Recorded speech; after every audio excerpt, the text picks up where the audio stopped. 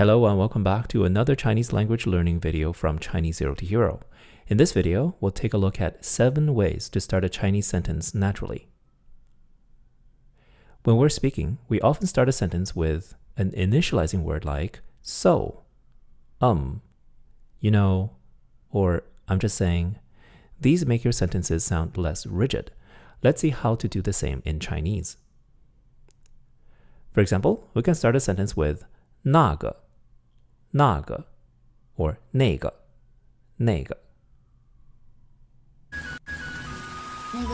我家就住附近。 She said 那个我家就住附近。那个我请你吃饭呗。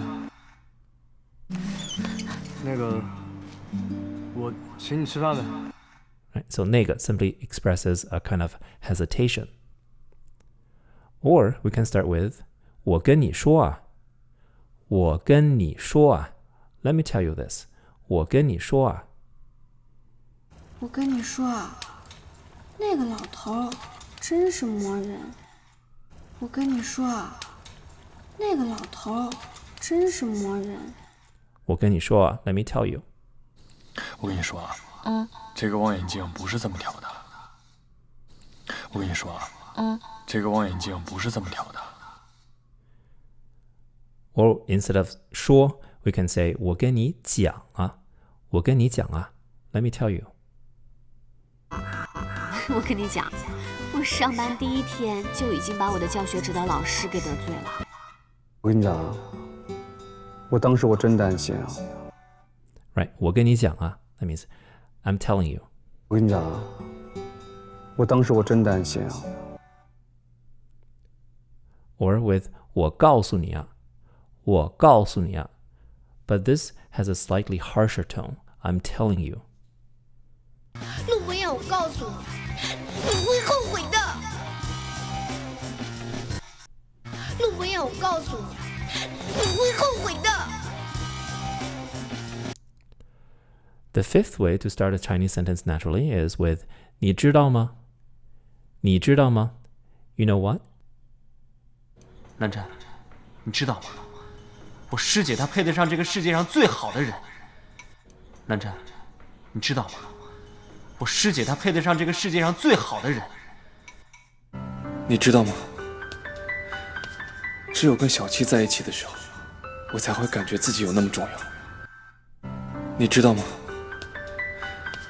只有跟小七在一起的时候，我才会感觉自己有那么重要。And the sixth way is 是这样的，是这样的。Here's the thing. 是这样的，我确实遇到了点麻烦。是这样的，我确实遇到了点麻烦。哦，是这样的，贺子球你们可能不太清楚，但凌霄总认识吧？哦，是这样的，贺子球你们可能不太清楚，但凌霄总认识吧？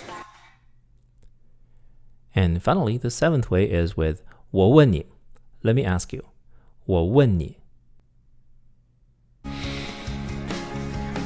我问你，我跟我哥，你选谁？我问你，我跟我哥，你选谁？哎，我问你，那天在我们家对着我的父亲，又是捶胸脯，又是发誓。哎，我问你，那天在我们家对着我的父亲，又是捶胸脯，又是发誓。Great. And finally, here's everything we've learned in this video, so you can take a screenshot, save it to your phone, and review it at your convenience. We learned 那个 or 那个 meaning We learned 我跟你说 or 我跟你讲啊 Let me tell you. 我告诉你啊 I'm telling you. 你知道吗 You know what? 是这样的 Here's the thing. And 我问你 Let me ask you. If you find this video helpful, don't forget to give it a thumbs up. If you want to learn Chinese in a structured way, please sign up for our full HSK courses. Just tap on the square button to the left. We'll see you in the next video.